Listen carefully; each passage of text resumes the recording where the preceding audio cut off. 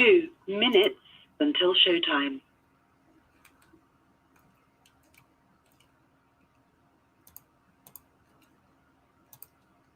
Hey guys, what's going on? This is Chris around the ATL, and we are about a minute away from getting started. I'd like to try to pop in real quick before everything gets going. Tonight we're talking the Atlanta Falcons NFL draft from a week ago. Last Wednesday we had our pre-draft show, so tonight we're doing our review. So hopefully you stay tuned, participate, call into the show 646-652-4479 if you have your own opinions of the draft. Of course, share the show with others, but you see the YouTube page, you're on it, so you know how to share that. So be talking to y'all real soon.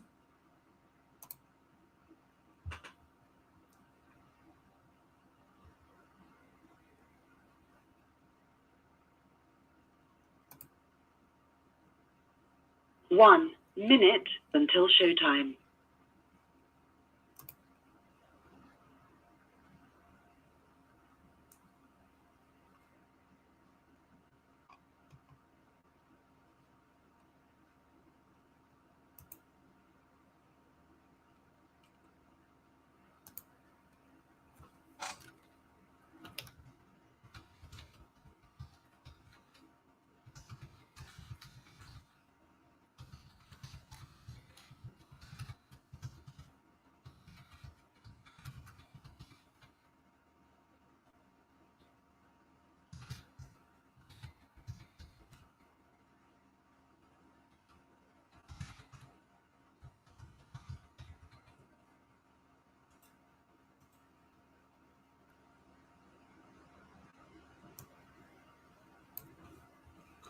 Your show will go live in 5 seconds. 4, 3, 2, 1.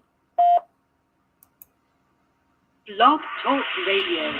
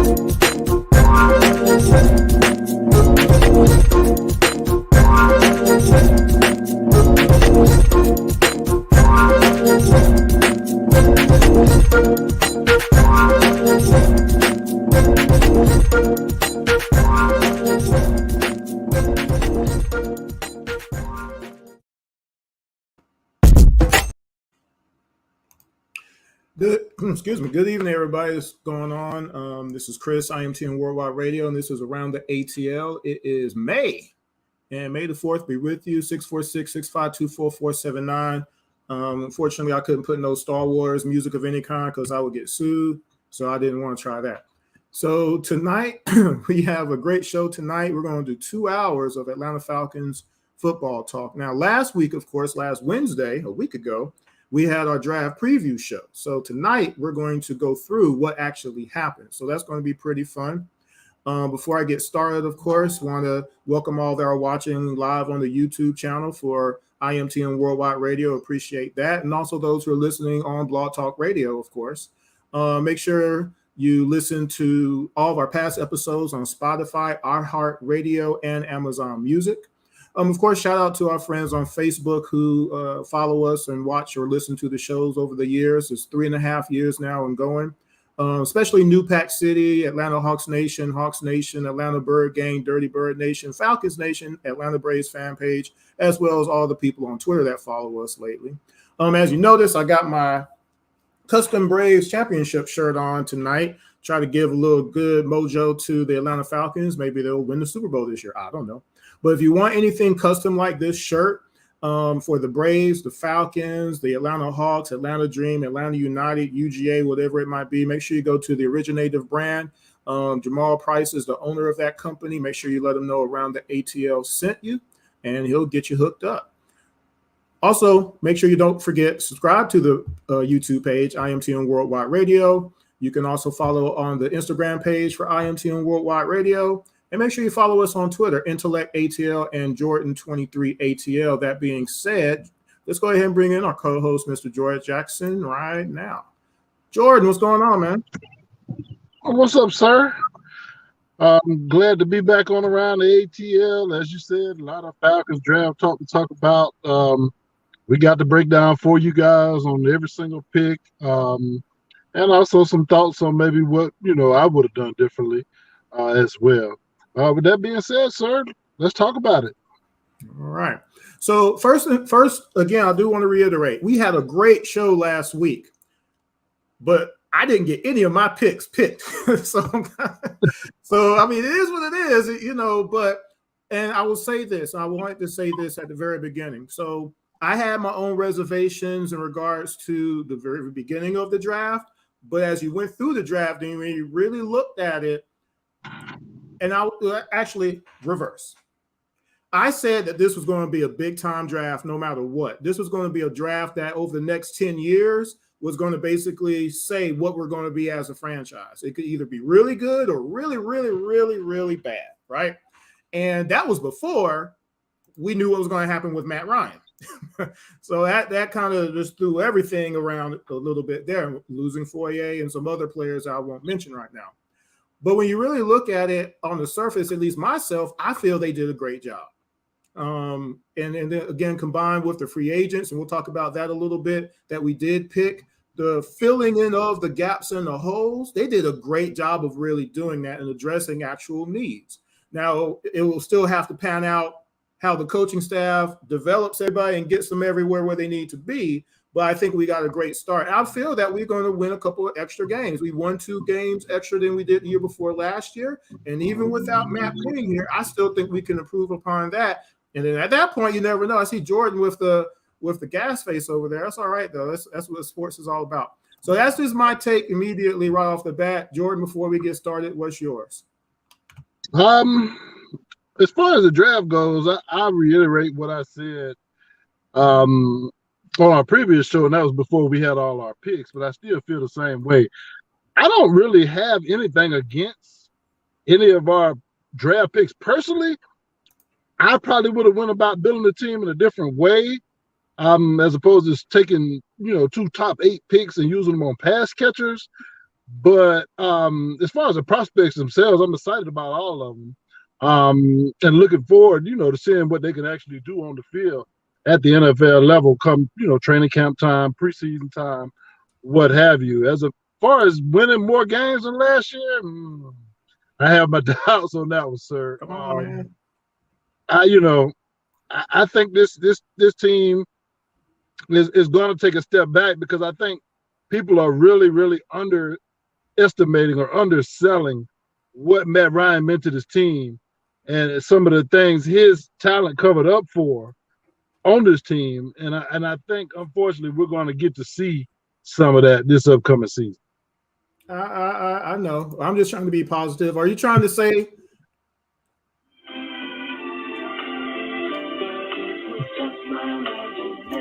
is that what you're trying to tell me, Joe? Pretty much. I'm just trying to be positive, man. 646-652-4479 is the number to call. Now, just to reiterate again from last week, free agency. So here are the free agents that we had picked up. Marcus Mariota, I'll just say it like it is, I guess. Anthony Fursker, tight end. Rashawn Evans, linebacker. Lorenzo Carter, edge rusher. We re-signed Patterson, of course, at running back / receiver / a whole bunch of other stuff. Casey Hayward from the Raiders, cornerback. Eric Harris, we re-signed him, and we also picked up Damian Williams. So those are some of the free agents to, kind of fill the bills, so to speak. You know how many draft picks we had, so I'll go ahead and do mine. So at edge rusher, some of the names I had thrown out there that I was thinking maybe we would have a shot at getting, maybe possibly kind of, sort of. Included Thibodeau from Oregon, Trayvon Walker, of course, from UGA, maybe Josh Pascal from Kentucky. On the tackle side, on the defensive side, Jordan Davis was the guy that I looked at to say, if we could get him, let's do it. Of course, that didn't happen, of course. We also didn't get Dean, also UGA. And on the cornerback side, if we decide to do that, which of course we didn't do, it would have been Sauce from Cincinnati, maybe Elam from Florida, Andrew Booth from Clemson, Tariq Woolen that I thought might be in the third round somewhere in there, but we didn't get a cornerback. At running back, we didn't get James Cook, but we did get somebody else, and I do like that person, so we'll talk about him. At wide receiver, George Pickens was out there, David Bell, Purdue, Mitchie from Alabama. I threw him in there just as a toss-up, but we didn't get any of those. On the offensive line, Tyler Smith from Tulsa, Jamarlee Seller from UGA, and Mr. Omisini from Utah. Didn't get any of those guys. So, yeah, I was kind of disappointed. I would have liked to have gotten close to one. Jordan, was there any of your possible predictions that we ended up getting? I can't remember all of yours off the top, but you can run yours down. No, not particularly. Not particularly, because I the one spot I did not want us to go in the first round was wide receiver, and that's exactly where we went. And so that kind of threw off a lot of the other picks, to where I thought we could get them now. The Kobe Dean one is one we'll get into as we go along with this show. We certainly could have had him, but we chose to go in another direction there, which, we'll see how that works out. Going to be something interesting to watch over these next few years. But as a whole, we really didn't get a lot of the guys that I predicted on the show.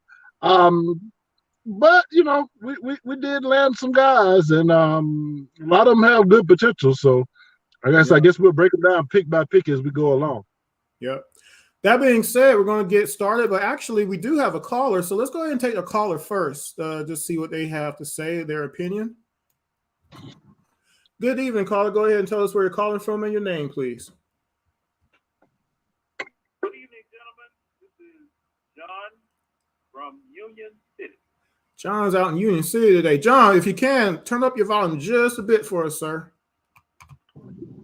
All right, can you hear me? There you go. Perfect. How you doing, man? Okay, I just had to get a little bit closer to the microphone, as it were. Appreciate it. John, what's up, sir? How you doing, sir? Doing well. Doing well. You calling just in time because we're just getting ready to break down these Atlanta Falcons draft picks, and I'm certainly glad that you called because you always have some very colorful commentary for us, and I'm certainly looking forward to hearing your commentary about these draft picks and just about how they're deciding to build this football team overall. Well, starting off, I had the same that you had, Jordan.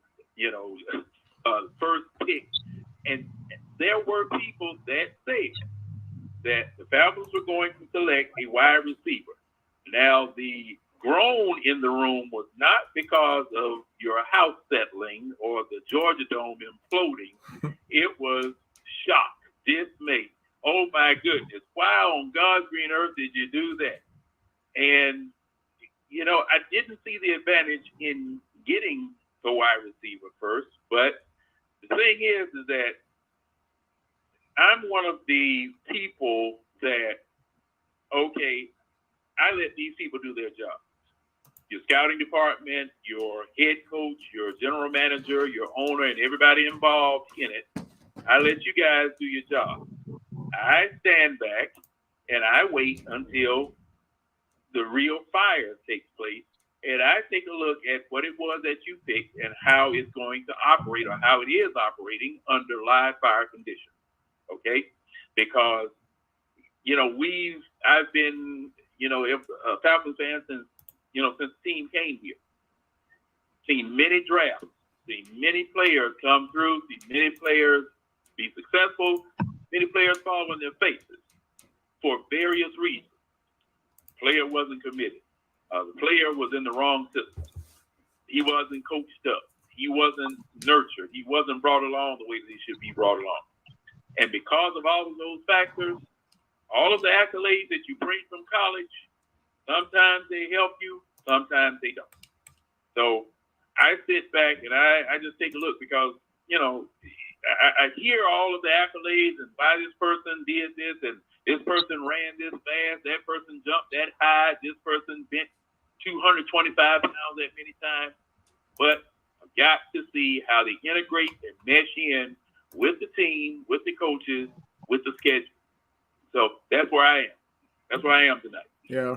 So first round, like you said, it was pretty shocking for me. I just looked at it. We just needed to go defense no matter what because of what we were a year ago and years prior to that. And pass rusher has been one of those most pressing needs because it's been pretty much a decade plus since we had anybody by themselves get 10 sacks or more and actually be, dangerous on the field. Like, you have to do something about this guy. We haven't had that in a long time. So that's why I figured we would go that route. So it wasn't nothing in regards to us getting a receiver, like you kind of said. This is going to be a matter of what do we do after it? Because after that, you definitely have to address it and do it big time. Otherwise, yeah, kind of what are we doing? But we'll see.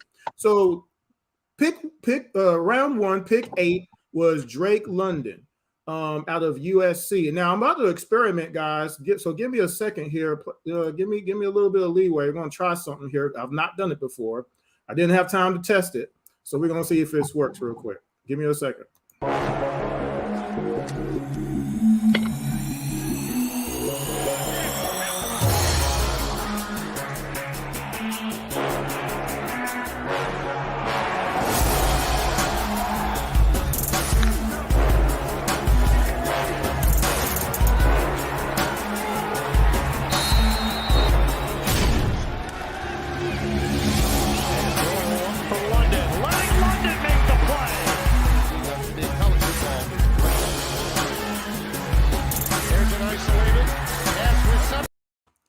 All right, so what I just showed for the people who are listening on Blog Talk Radio who couldn't see it visually, but the people on YouTube could, so that's why you should be watching the YouTube channel too, are some highlights of Drake London in USC, whether it was running a particular route, him going up for the ball, all of that kind of good stuff, to where that's kind of important when it comes to being a wide receiver, and it's showing, you know, some of the reasons why he was picked where he was as compared to some of the other players at the end of the day.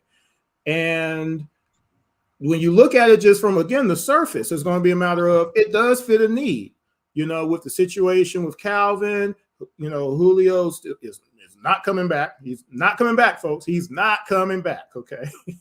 And then the other receivers that we did have on the roster, having someone there was going to be important. So that's one reason that Drake was picked. Now, again, whether or not he becomes the player that we need him to be, we're going to find out real quick. You know, rookie camp's right around the corner. And, you know, then you got summer and then you got the fall, and we're going to find out really quick. So, Jordan, I don't know if you're available right now, or John, what do y'all think just in terms of the football aspect in regards to Drake London? Well, let me just go over some of the numbers real quick, and I think I mentioned these last show, but this is our draft recap show, so they're worth repeating again. 88 receptions in 8 games, so 11 receptions a game, 1,084 yards. That's an average of 12.3 yards per reception, 7 touchdowns on the season. Prior year before that, 33 grabs, 502 yards, and 3 touchdowns in 6 games. And in 8 games, his freshman year, it was 39 grabs for 567 yards, 5 touchdowns. Just looking at a little bit of the strengths, beastly size with long arms to go with tough to cover height, quality jumping ability, and strong legs. He will immediately be one of the biggest wide receivers in the NFL. Experience lined up everywhere, but especially on the wide left side of the formation. In 2021, after playing 92% of his snaps in the slot in 2020, used hesitations and jump cuts and stutter steps with the occasional body fake to help him sometimes buy a little space between his body and the defender off the snap. His hitch and comeback movements happen quickly, sometimes as soon as 4 steps, especially for a guy his size. That's thanks to his loose hips. Those routes were among his most run, and he was frequently open on them. Solid speed for his size. Masterfully got into the blind spot of rival cornerbacks and then quickly turned back to the passer for the target. This was probably his best route that was longer than 10 yards. So those are some of the strengths he has. I don't think he's a bad pick at all. It's going to be interesting to see. Some of the different pro comparisons I've heard have been Mike Evans, have been Marcus Colson, have been Alshon Jeffrey. If he could turn into one of those guys, it won't be a bad pick, certainly. My thing is, once again, it's just about how you build a football team. And the fact of the matter is, you have to think about this stuff down the line. And when you draft Kyle Pitts at number 4 overall, you expect him to be an outstanding football player. When you draft Drake London at number 8 overall, you expect him to be an outstanding football player as well. So then you look into the matter of when they get their second contracts. Here you go again, having to pay 2 pass catchers big money on your salary cap, and I just don't know if that's the right way to build a team. Me personally, as much as I know we do need defense, just looking at the board, how it shook out, my guy would have been Charles Cross. Out of Mississippi State, the offensive tackle, best pass blocker in the draft, played in the offense where he faced close to 700 pass blocking snaps and only gave up 2 sacks. That's why I would have went in the first round, and if I didn't go there, I would have went Jordan Davis, who went 13th. You plug him in the middle of your defense, and you are automatically going to be a top 10 run defense in the NFL. There's not going to be a whole bunch of running on you, which allows you to, pretty much scheme for opponents trying to throw the ball, and gives you a lot more, your pass rushes a lot more pass rush snaps. So that's what I would have done with the pick. But, there again, I don't have anything personally against the pick, and I'm hoping that, he turns out to be a great player. Yeah. 646-652-4479. Just real brief, John, before I give it to you. Dan Brugler from The Athletic mentions how, when the ball's going to him and everybody knows the ball's going to him, yet the defense can't stop it. That's kind of a big deal, turning 50-50 balls into 70-30 balls to his advantage. And remember, he also played basketball. So you mentioned the fluidity as far as his running routes and things of that nature, and his stutter steps and fakes. Guess where he's getting that from? That's from his basketball background. So he is athletic. And when it gets down to it, that is an aspect that we will need on this team. But like you said, Jordan, down the line, when it comes to contracts and things of that nature, that is going to come up, because you're going to have to, you'll have to pay him per his production and him being a number 8 pick. You won't be able to really go around that. And if he ends up being really good, you're going to have to pay him. So how will that affect things 4 or 5 years down the road remains to be seen. But hey, guess what? Terry's done a lot of stuff in regards to that cap already, so it might not be as much of an issue as we might foresee it in the near future. So, John, what do you think about the pick, Mr. Drake London, and your spiel on him? I had heard some rumblings about hamstring issues with him, and our last quote-unquote number 1 receiver, those things loom large at the tail end of his career. We'll see as far as that's concerned later on down the line. And one thing that you gentlemen were talking about is, finally paying people. And see, this is going to be something that every NFL team is going to face. These draft picks that you draft today, if you're going to keep them, and it's going to be a kind of a gut-wrenching situation, because if you kept these people for 3 years and you groomed them, it's hard to just let them go, especially at that 3rd year. Say, for instance, you're just about to get to a Super Bowl and that person is a pivotal piece. Some talent is going to be passed. Some talent might have to be traded in order to keep these people. But at this juncture, I can't knock the pick. He has the size, he has the prerequisites to be something pivotal. it remains to be seen as to how this is going to how this is going to pan out.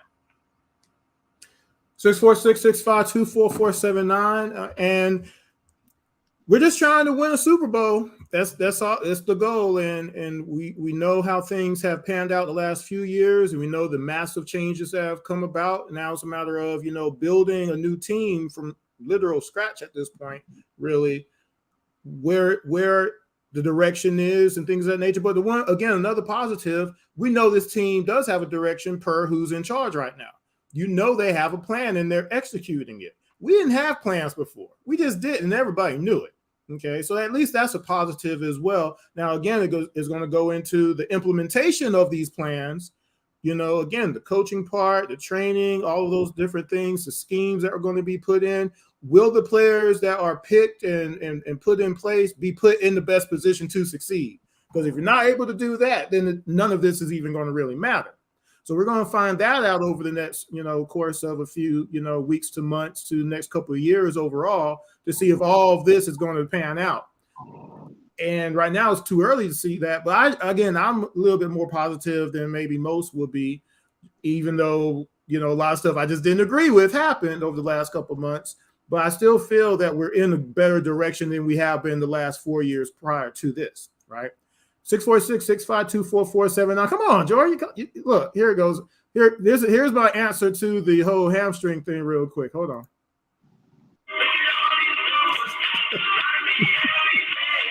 Come on. It might not be that bad. 646-652-4479. Any other thoughts on Drake before we go to round two? Yeah, few weaknesses. Nearly half of his career receptions were made within 5 yards of the line of scrimmage. A lot of that had to do with the type of offense that they ran at USC, but he's got to get a more intermediate. It got to open up his route tree some because he wasn't asked to run the full route tree in college. His off-the-snap footwork was well placed, but lacked a burst into his route. Often saw cornerbacks stay within an arm's length. Aggressive man coverage NFL cornerbacks will disrupt his timing. Could stand to be sharper on his in cuts, out, dig, and post routes. Except for his hitch and comeback techniques, he wasn't very sudden in his movements. Average acceleration kept him from outrunning a lot of defensive backs. Drew a lot of contact, meaning that having a big body, making a lot of contested catches. He gets hit a lot, and John mentioned the hamstring issue. I mentioned the fractured right ankle suffered on October the 30th of last year. So yes, he does have a few injury concerns. Some interesting stats to know: 22 missed tackles forced.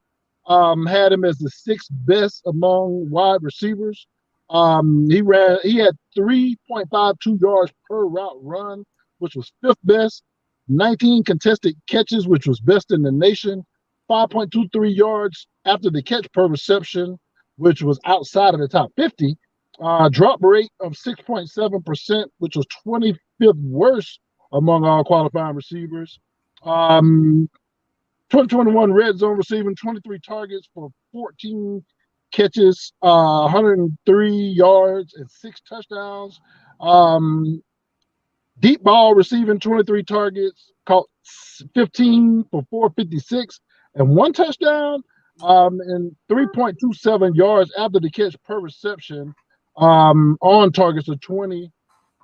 The targets that travel 20 or more yards in the air ranked 78th among qualifying wide receivers. So I said this last show, and this is worth repeating as well. If he's not the best wide receiver in this draft, then it's going to be a bit of a disappointment as far as the pick goes. And if he's not a better wide receiver than Chris Olave from Ohio State, who the Saints drafted, the Aints, excuse me, rival, then you got a disaster pick if that's the case. 646-652-4479. Hopefully any injuries will be avoided if he has. Is it the shoes? If it's the shoes. Let's see if we can get some good cleats on him this year. So that being said, hey, yo. Let me say something, and this is something that I meant to bring out. Gentlemen, this is a brave new world this year because Matt Ryan is gone. Okay? This is a brave new world. You got either Marcus Mariota, who's going to come in and start, or the pick further down the line that we're going to discuss is going to start, or VP Frank. I didn't want to cut y'all that loud or anything, but this is a brave new world.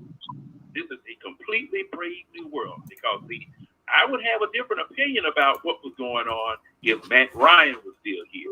But I can't really have an opinion because I don't know what Marcus Mariota still has in the tank or his abilities or whatever. And this new addition, I don't, as I stated, his integration into the system. So, I mean, we are brand new right now, ladies and gentlemen. I mean, really brand new. Yeah, it is a point. I mean, we can't get around it. A lot of changes have happened, and that's the main one. So we're going to see how things turn out at the end. So let's go to round two. We're brand new, but I would let me just say this though. One thing that never changes in football is you got to win at the line of scrimmage, and that's just my problem. Is we seem to avoid spending our biggest, most premium picks on line of scrimmage players, whether it be offensive linemen to protect our quarterback, or defensive guys who can stuff the run or get to the quarterback. And that's what I just didn't understand about taking those two guys' Pitts as well as London in back-to-back drafts. I love the Pitts pick. A lot of people wanted to get offensive tackle.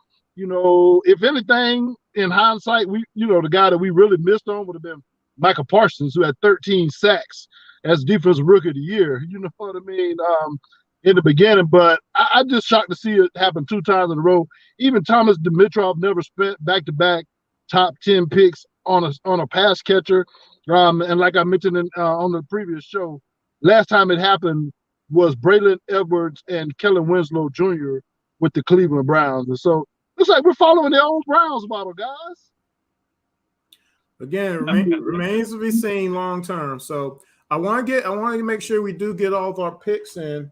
Round 2, we have pick number 38. And since I am experimenting with this, I'll start doing this for the radio consumer. I'm going to play some of the highlights of our 38 pick, and then we're going to talk about them. So give me a second here. He's taken off the field. And here comes Katie. They call him AK.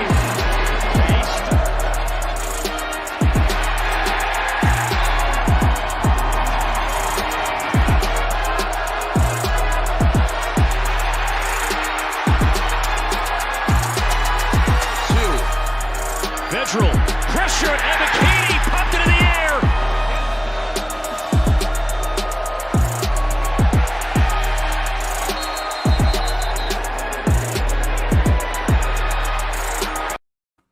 All right, so that's enough on Mr. Arnold Ebiketie, number pick 38 in the second round for the Atlanta Falcons. Their first addressing of that defensive line, the defensive pass rush, which we are just miserable in year after year. You have several players having almost as many sacks as our whole team multiple times, and it looks like this is a pick that, again, on the surface looks the part. You heard his name be called a whole bunch of times, and you're calling him the new AK, I guess. I don't know. We'll have to see if that sticks or not. We'll see.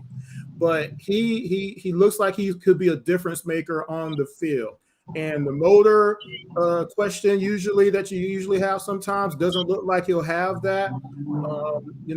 He's from Penn State, and I know Jordan's probably going to have some of these, but I'm just looking at those 9.5 sacks, 62 tackles, 2 forced fumbles.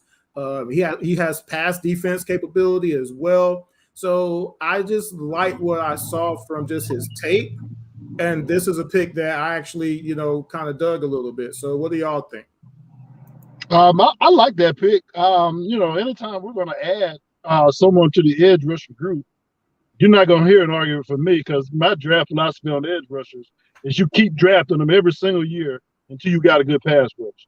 To me, it's too important in the game of football to have that, and it's something that we've lacked. So I certainly like not only taking Arnold Ebiketie, also like doubling up on pass rushers, which we'll talk about the second one here shortly. You pretty much gave down the stats. He's 6'3", 253 pounds, Started out his college career, played his first 3 years at Temple, then transferred to the Penn State, where he had the 9.5 sacks, as you mentioned.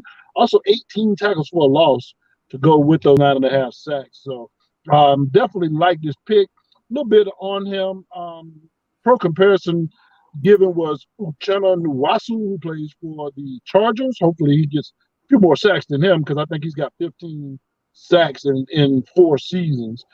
Strengths, wiry, strong, and displays good balance. Has long arms, great explosive testing, capable of dropping into coverage, does a good job squeezing run gaps, has some speed to power capability, and contains the edge. Weaknesses: lacks ideal height. Would like to see him improve his ability to string together pass rush moves. Chuck Smith. Lacks great strength in his lower body. He was this past season first team All Big Ten, second in the Big Ten in tackles for loss, and third in the Big Ten in sacks. Danny Kelly from The Ringer says that he is productive rusher off the edge who combines size, length, and a nice foundation of pass rush moves. Savvy hand usage from Pro Football Focus helps him out. He looks like a veteran already for them. So his learning curve might not be too steep. I really like him. John, what do you think? How do you like this pick at number 38? Now, let me get some background information. Now, what line system did he play in college predominantly? Was it 3-4, 4-3? That's a good question. You know what? I'm gonna have to look that up, John, because I don't want to say wrong. And the reason I'm asking that, 255 pounds at the edge, that tells me 4-3.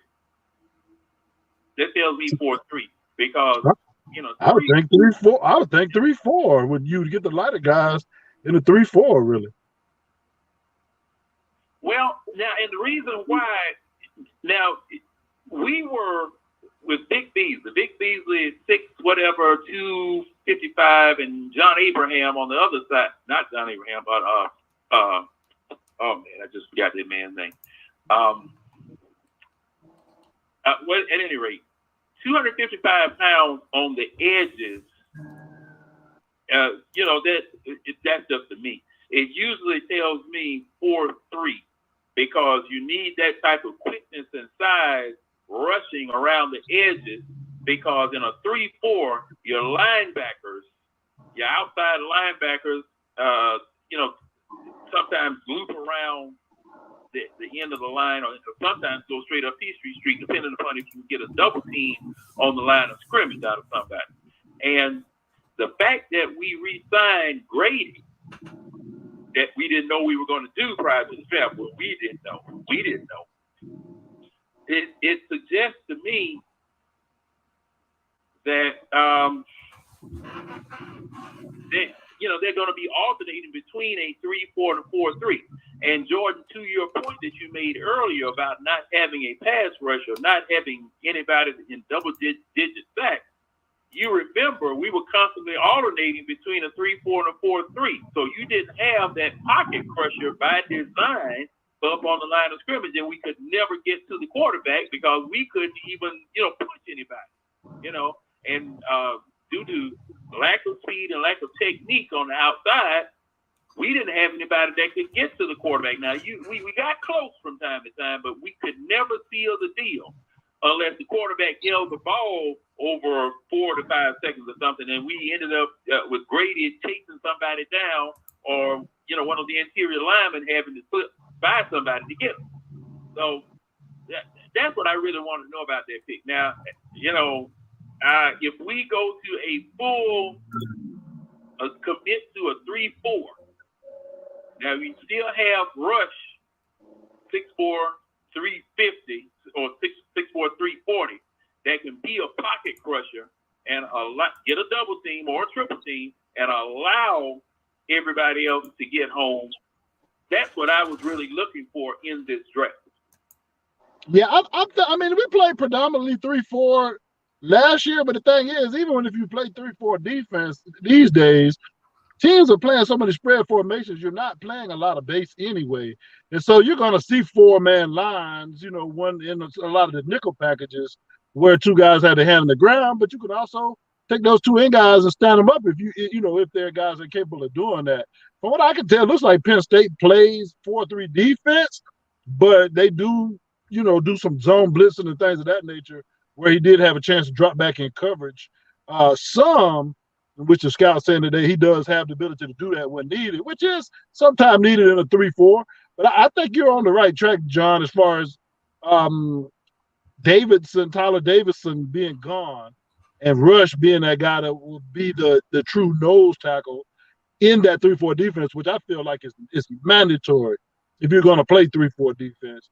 And then you have Grady as more of an end who could shade more outside on certain fronts and could play, more inside, more, 5 technique, sometimes more 3 technique, sometimes depending on whether you're playing an even or odd front, because he's a guy that's going to command, extra attention as well. So 646-652-4479 is the number.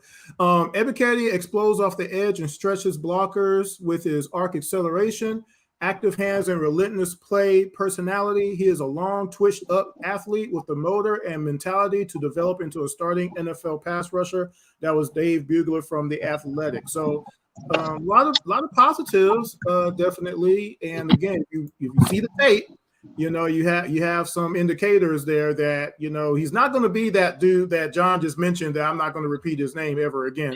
Ever again. Yeah. Any other final thoughts on the number 2 pick before I go to the next one? I will say, going back to our last show, Jerome Jurinovich, that was the first thing he mentioned about AK, which I'm still not sure where they're getting AK from Arnold E. McKenzie. I still haven't figured that out either. But, yeah. But that was the first thing Jerome Jurinovich said was he has a high motor, a very high motor. So he's going to be a guy, that's going to give 110%. The old cliche, on every play. And so, just to reiterate from last show, I thought it was very cool that we were discussing the draft, and he was like, hey, there's an edge rusher from Penn State, and, he did the best to pronounce his name that he could. I would like the Falcons to pick him. And I had just looked at the draft update, maybe 3 or 4 minutes before that, and that is who we had drafted. So I thought that was pretty cool. Jerome probably had money on the draft, y'all. 646-652-4479 is the number. All right, so we also had another pick in the second round. It was the number 58th pick. So we're going to play a little highlight clip of him and introduce him in a second. Again, if you're watching on YouTube, enjoy. Was down 28-0. They have scored 12 in a row. Jefferson the spin. He's tossed down in the backfield.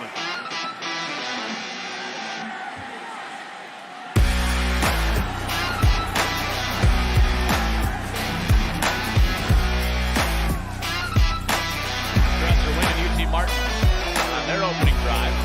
Swinging out the screen game and nothing doing there. There's the set shotgun for Anderson. He'll keep it all the way on a quarterback power, and he bounces off the pile, and the state track champion sprints his way for 6. From the 25, pressure off the edge. Anderson escapes, has a receiver wide open, and he hits him in stride. Kevin.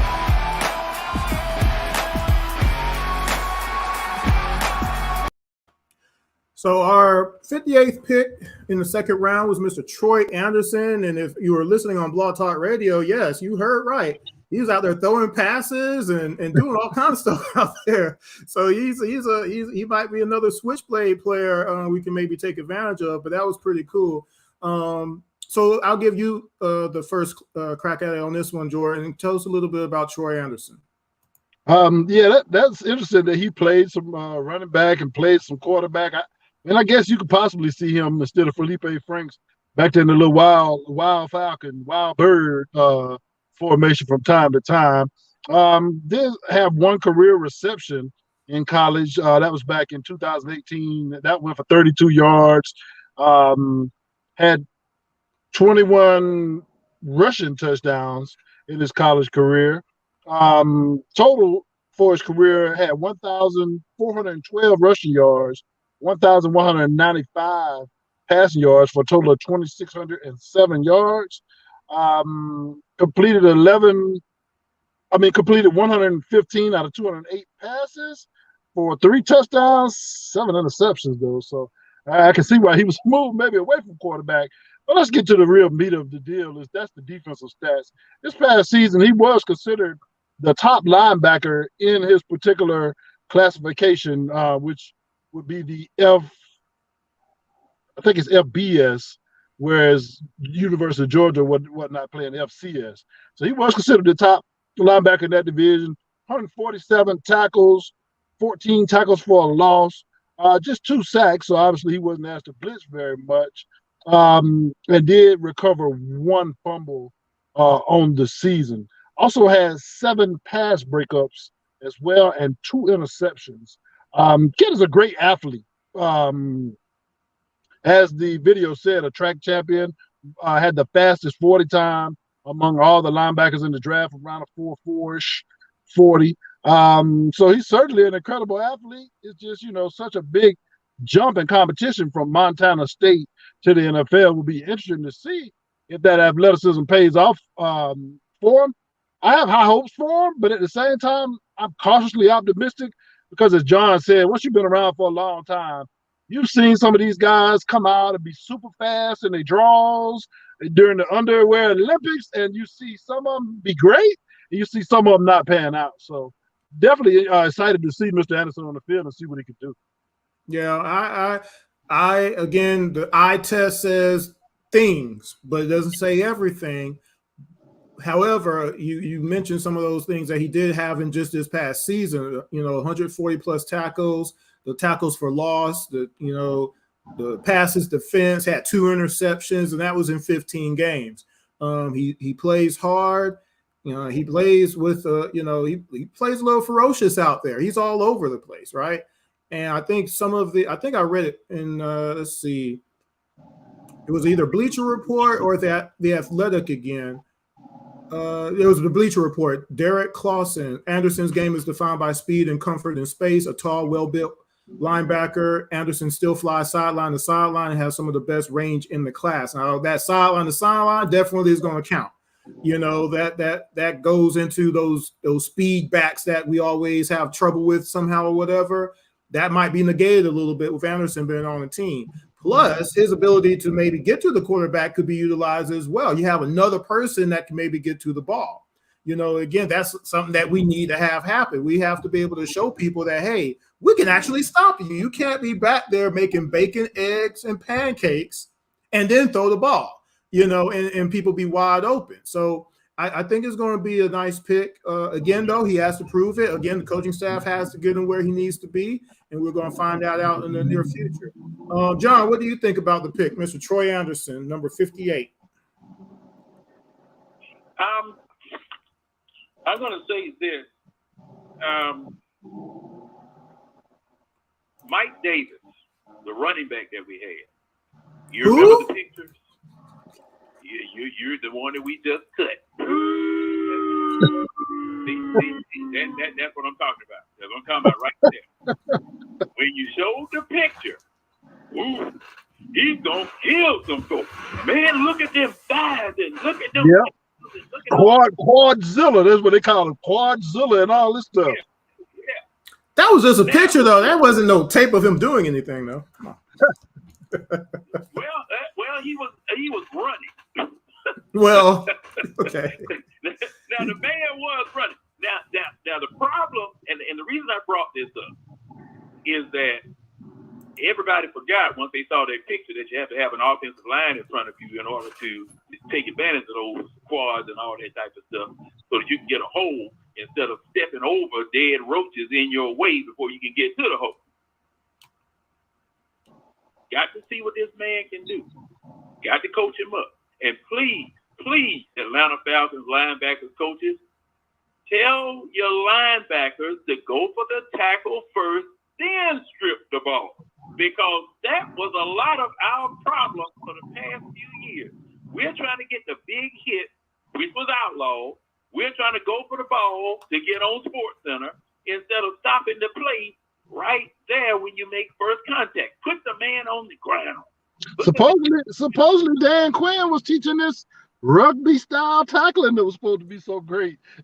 Those who watch it on YouTube, on IMTN Worldwide Radio on YouTube, you just saw my smirk there when Jordan said Dan Quinn teaching. I'm just saying it was a response that just happened. Just, it was just instant. I couldn't even control it anyway. 646-652-4479. Yeah. I will say this. And with the analogy in regards to having an offensive line to open up some holes, but at the same time, you have to have some personal skills to be able to get your own yards too, aka break a tackle, aka make a move every now and again. So there's that part of it too that Davis wasn't really all that great at doing. Got to hold on to the football too. Yeah, exactly. So on the linebacker side of things, you're right. We got to make sure that those linebacker coaches are going to be teachers. Technique is going to go a long way. The scheme is going to go a long way. But we got Dean Pease over that. So I'm confident on that end. This is going to be a matter of Anderson himself taking it all in, which I've not heard anything out there to say he's not a sponge and, he's going to do a tack on us or anything like that. You know how I fit that in right there, didn't I? So hopefully, again, this is all, every draft is always speculation. Every draft is a hit or miss. You just never know. So we're going to see. But right now, I feel good about the pick myself. Couple other notes. Just to give his official height, 6'4", 235 pounds. So he is a bigger linebacker for a guy that's going to play mostly on the inside. He was freshman of the year for the Big Sky Conference in 2017 and Big Sky Defensive Player of the Year this past season in 2021. He was primarily outside linebacker in 2019 and switched to the middle linebacker. And they played more of a 4-2-5 scheme. So they played almost exclusively nickel, which you see a lot of in the NFL. My only questions about this pick was, and I know the so-called draft experts don't always get things right by any means. And possibly had we not taken him at this pick, he might have went 3 picks later. I don't know. But for example, ESPN had him in the mock draft to the Falcons, but they had him at the pick 74. CBS Sports had him going to the Jets at pick 69. Sporting News had him going to the Jets at pick 111. So, I just wonder about it. Like I said, with the big change in competition. But first and foremost, I don't understand how you take the best linebacker in the lower classification over the Butkus Award winner for best linebacker in the nation with the big boy conferences, and that's Nakobe Dean. And I'll continue to beat this drum until it's proven otherwise. I think Nakobe Dean is going to be a great football player. Now, there again, I'm not down on Mr. Anderson. Maybe, good football players do come from small colleges. Maybe this guy's the next Brian Urlacher. Brian Urlacher came from Northern Illinois, if I'm not mistaken. So maybe he's the next Brian Urlacher. But I'm a lot more confident that Nakobe Dean is the next Jesse Tuggle at this time than I am about Anderson being the next Brian Urlacher. So, gonna be interesting to see. But and I have more, on Nakobe here at the end. But that's just my question with the pick is, for one, I really didn't think we even needed an inside linebacker first and foremost. I think Mikael Walker's ready to step in and start now. I think we needed one in this draft at some point for depth. But personally, if I didn't go Dean, I would have went offensive line or a different direction with that pick, just to be honest with you. Yeah, 646-652-4479 if you want to call in. I will say when just the essence of the draft and getting the best player at a particular position and they're actually there and you have to be having a real good reason on the technical side of why you did pick this person instead. And then that person really has to go above and beyond to basically prove that you were right in that pick. And that's a lot of pressure on these guys, of course, and that's part of the game. They didn't have to be drafted. They could just, played another sport or maybe just sold insurance or whatever, but they decided to be drafted, and so they can't help where they're drafted at. So they can't also help the expectations that comes in when you just watch the national championship happen in the same state that your pro football team is in, and he went by the board. So again, it's going to be there until the regular season happens. And 5 years from now, we're going to match them up and just be able to see that comparison and see how it stands. But like I said, at this point, this is where we're at. So we can't really, go backwards or anything. But it's going to be interesting to see how things pan out. I want to go to our next round, which is round 3. We had pick 74 in the third round to begin with. So I want to go ahead and play a little clip of that next player. And I think I figured out something too, y'all. So let's see. Those on IMT and Worldwide Radio. Let's continue this experiment this evening. Let's see if this works.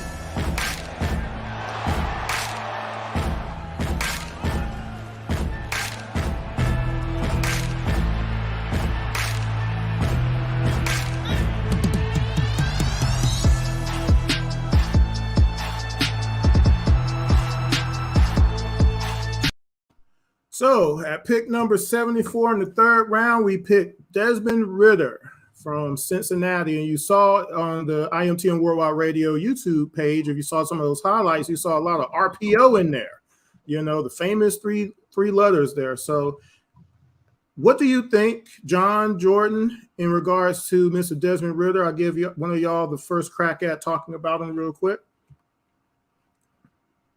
All right.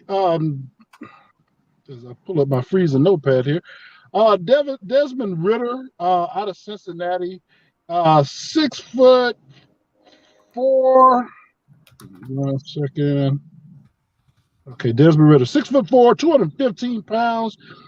He completed 251 of 387 passes. That's a 64.9 completion percentage. 3,334 yards.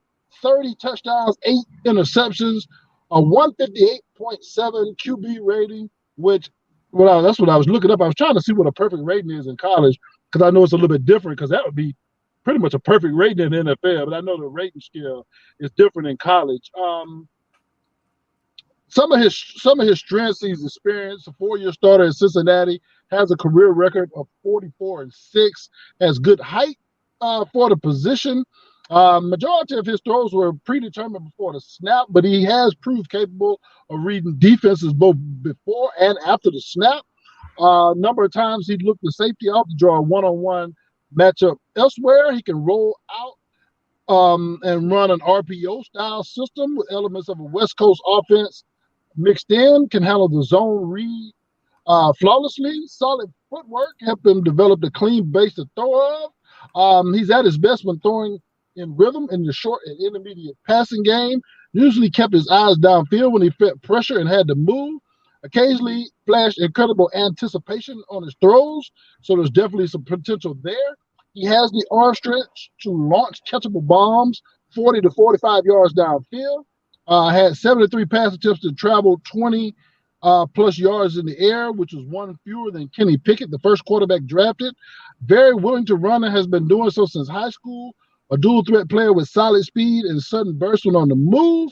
And he's mature with a calm demeanor. Attribute shows up on and off the field, seems to be bright and of high character. And I will say he did have experience playing both against Georgia in the bowl game, not this past season, but the season before that, as well as against Alabama in the college football playoff this past year. And while he didn't look particularly great or spectacular in those games, he did look like he belonged on the field. It wasn't a situation where he just looked overwhelmed by playing against two of the best college football teams in the nation, including the greatest defense of all time, even though he caught them the year before that. So I think there's definitely some positive signs there. John? Now, this is one of the most intriguing picks that we've made, partially because it was a makeup pick from last year. Because as I've always said, that if you have lost that many games to where you're the number 4 pick and you got 10 to 12 great prospects and quarterbacks to choose from, you choose quarterback. Wait a minute, we got Felipe Franks though. Congratulations. You played yourself. Come on. See, big lots, they have stuff on the shelf, and they got some stuff in the back to put on the shelf once everybody buys it. Shine.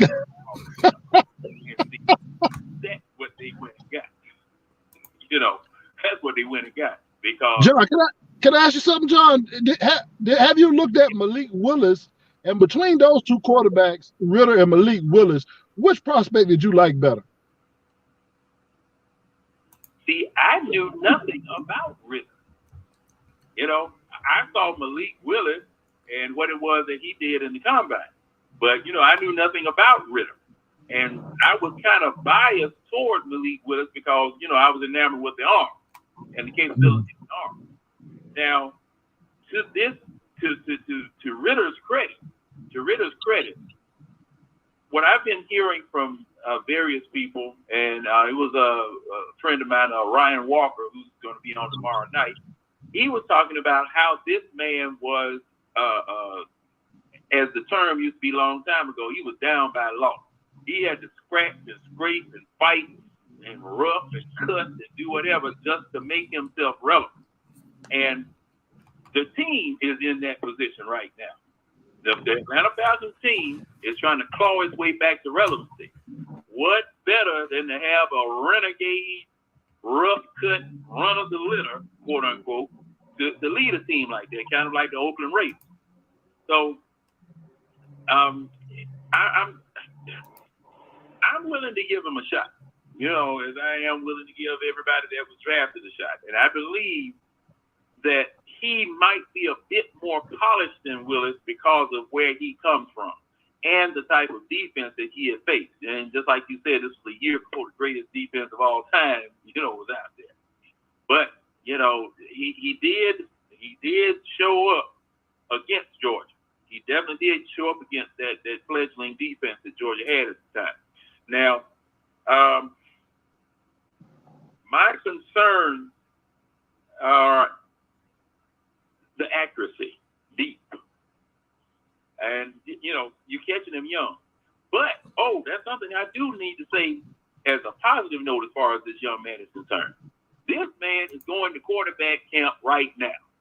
He's going to quarterback camp right now to hone and polish his skills. And, man, I applaud that with every hand that I got to clap with. Because the one that just left didn't go until 7 years into his tenure as Atlanta Falcons quarterback. Okay? But this young man right now is starting off right. Going to quarterback camp. They're going to address his weaknesses, going to try to enhance his strength. I applaud that 100% because, see, you're going in, and it's going to be a quarterback competition. This man, Arthur Smith, is going to have a quarterback competition. And if he beats Mariota out, hey, this man may be playing from day one. 646-652-4479. Those are some really good points, John. What I want to do, because actually we do have some messages from some of our listeners and watchers and callers. But I want to take a little bit of a break as we're at the top of the hour. We're going to come back and continue talking about Mr. Desmond Ritter, newest quarterback of the Atlanta Falcons, drafted in the third round, pick number 74. When we come back, we're going to finish up talking about him and move on to our next pick. So don't go anywhere. Again, thanks for everybody who's watching on IMTN Worldwide Radio. Make sure you share the show. It's a live show. Also, those who are listening on Blog Talk Radio, you can call in right now, 646-652-4479. We're going to be right back. And this is, of course, Around the ATL on IMTN Worldwide Radio.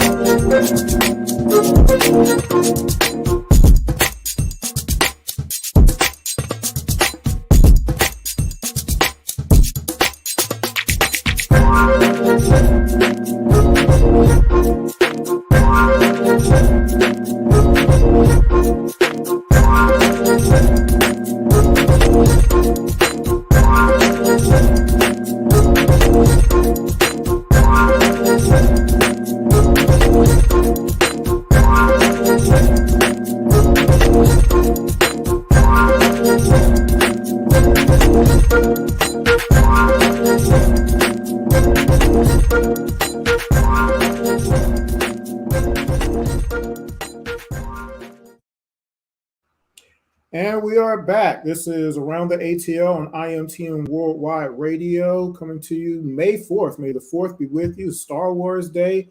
But for some reason, they messed up and couldn't get Kenobi out in time. I don't understand that. It is May 4th. What are you doing? Anyway, that's a whole nother story. 646-652-4479 is the number. We're talking about the draft after the draft has happened.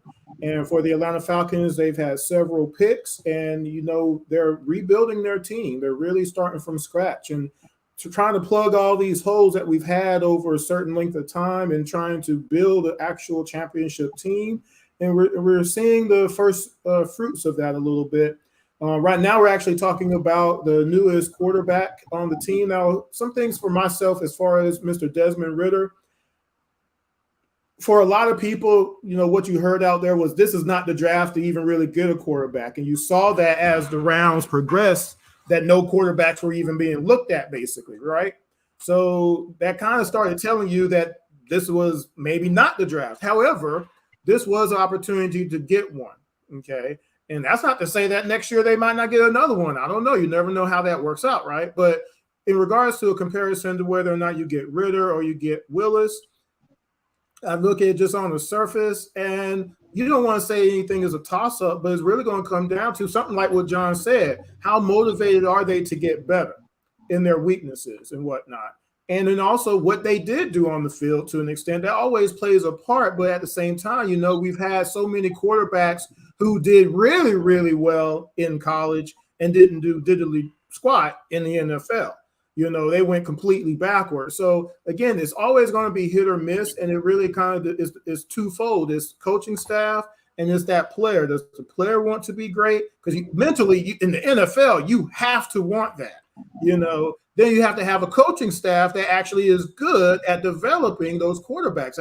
In the NFL, of all the sports, when we're talking about the word development, it really is applicable in the NFL. Without that, we've seen too many examples. Now, whether or not an injury thing will come up or not, that's hit or miss. Again, you got some quarterbacks who've only missed 3 games in their whole career. And then you have quarterbacks who are trying to come to the Atlanta Falcons because for some reason he just thinks the Falcons are the team. I don't know what RG3 is thinking about right now, but it is what it is. One thing I'm going to throw out there real quick, and then we can finish up. I wanted to read something from Pro Football Focus. Ridder is a decisive and quick pocket passer who has good enough arm talent to hit defenses over the top. While he's not much of a runner himself, his speed demands that he's accounted for. So that does add an element there. Also, Dave Brugler from The Athletic, he has the physical tools and mindset to compete for starting reps early in his NFL career. So, there's some riders out there who have some positive spins on them. Anything extra between you and John Jordan in regards to Mr. Desmond Ridder? Just to give off the rushing stats, 583 yards, 5 touchdowns 1 year, 650 yards, 5 touchdowns his sophomore year, 592 yards, 12 touchdowns his junior year, and 355 yards and 6 touchdowns this past year for Mr. Desmond Ridder. One of the concerns about him is he is pretty slightly built. He was one of just 8 quarterbacks to throw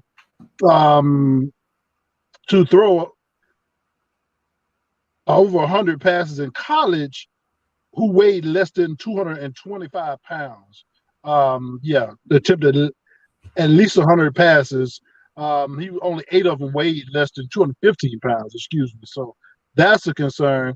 Offensive scheme at Cincinnati did not ask Ridder to make a lot of reads from play to play. They were more of a design throw offense. The coaching in terms of his throwing motion delivery was smooth, but often elongated. Has 26 career passes batted down, with 8 last year, 4 of them coming in the game against Alabama. Pass velocity left a little bit to be as desired, more of a flicker and a lobber than a gunner. As John mentioned, accuracy was hit or miss. A retooling of his technique from toe to head should unlock Ridder's upside in terms of getting the ball out fast with improved velocity and accuracy.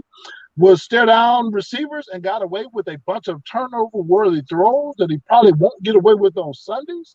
Pocket presence and awareness was spotty, sometimes drifting around the pocket rather than stabilizing his feet or climbing up into the pocket.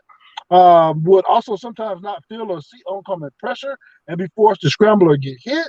Sometimes struggle with sideline and far field throws. Not necessarily the best choice for Hail Mary passes because his arm strength tops out at about 45 yards in the air. Truly benefited from playing against weaker level competition in the American Conference. Few other advanced stats to know: had a 73.9 adjusted completion rate in 2021, which was 33rd among qualified quarterbacks, 7.8 touchdown percentage rate, which was 16th, 81 of 387 at behind the line of scrimmage. 300 of his yards came on screen passes, which was 48. 1,118 of his yards came on deep passes, which was 10. 1,340 of his passing yards came after the catch, which was 36. 29.1 touchdown rate on red zone attempts, 33rd among qualifiers with at least 200 pass attempts, and 5 career interceptions over 148 red zone pass attempts, tied for ninth most among quarterbacks over the past 5 years. So, got a few tidbits on Mr. Desmond Ridder. Got anything, John? Now, you see all of that extensive research that those people did on this quarterback. Do you hear? I mean, they went to the 5th degree in examining what this man does, what he's good at and what he's not good at. Now, the one thing that concerns me right now that definitely going to have to be worked out, and it's good that he's going to a quarterback camp so that they can get that out of him, is staring at receivers. Now, you know that is one of my pet Yes, it is. From the previous quarterback. hey, now play it again, Chris, so that everybody knows. Because, look, receivers can't get open if you tell them the way you're throwing the ball, and especially if they don't get that far off in the line of scrimmage, But he's in quarterback camp. They can work with him on that, as well as his velocity, his arm strength, and those throws that he's not good at. Because, as I pointed out before, Tom Brady was drafted number 6, and he made himself into what he is now. He made himself into what he is now. This is what I expect from this young man. And the way that Arthur Smith last year, when Matt Ryan was there were numerous articles where Arthur Smith said, I can coach him. So, Mr. Smith, coach, you're going to get an opportunity to bring a young one up from infancy to grow into what it is that you need for him to be before you determine whether you're going to pay him big money. Yep. And John Brady, he was drafted in the 6th round. You never know, but you do have to want to be that person. I think it was when we were interviewing Jerome Durinovich. Shout out to Jerome again for being on the show last Friday. Hines Ward wasn't drafted in the 1st round, right? Antonio Brown wasn't drafted in the 1st round. As far as the player is part of it, again, the rounds sometimes don't matter as much as can that player play football or not. And then can he be coached to eliminate some of the mistakes that he usually might make in the college game and going to the pros? Because that's usually the gap, right? The speed of the NFL, that's what they all say, right? So sometimes depending on the position, that might not have that much of a transition, but quarterback is definitely one of them, right? And that's not something seemingly it'll just happen overnight necessarily, but we're going to find out. We're going to find out very soon. One more point, Jordan. One last note, NFL comparisons for Ridder, according to one of the scouts, he says, there were times when I saw Ridder make plays that made me feel like I was watching Justin Fields. And there were also other times when I felt like I was watching a much leaner Jalen Hurts. The jury is still out on both of these quarterbacks, just like it will be out on Ridder until he gets a chance to develop at the NFL level. I expect the draft capital to be much closer to that of Hurts than Fields, which it was, which means Ridder should have some time on the side to grow his game and become an eventual NFL star. So definitely excited about it. It's always exciting when you bring in another quarterback. we just have to wait and see, how he develops. 646-652-4479. So with the 82 pick of the third round, we actually addressed a position again that we've had some issues in. And one thing from last week's show, Jordan said, you know what? We need to get more than one. So that's exactly what we did. So let's go ahead and get a couple of highlights of our third pick, and then we're going to introduce them. Penix, great first half so far. Here comes some pressure, and down he goes. Hitch. Find open receiver. Here you go fast. Here comes some pressure. Gotta go. D'Angelo Malone got there. And middle just needs to make sure. Oh, yeah, you saw it. Fumble on the turnover.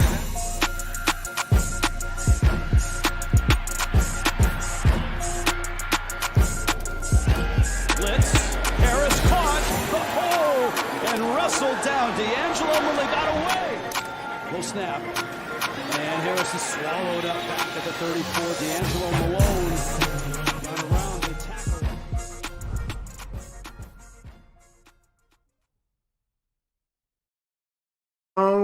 Was our number 82 pick in the third round. Thanks for the Atlanta Falcons for that clip. One of the biggest things I saw, and I'm not even talking stats or anything, he's looking for the ball. Like he's finding it. Wherever that ball is, his hands are near it. That's a huge thing. Again, turnovers. Being able to have the capability of causing a turnover goes a long way on your defensive side too. You win the turnover game, you usually win in the NFL. This is one part of the game that definitely in the sport, if you turn the ball over too many times, you're probably not winning. You can't afford them. So he's one who could probably turn over the ball a little bit for you. I'll just throw out just a little bit. 9 tackles for a loss, 17 and a half. 9 sacks. He had 17 and a half tackles for a loss. Had 4 forced fumbles, as you saw in the highlights there. And that was just in 14 games in 2021.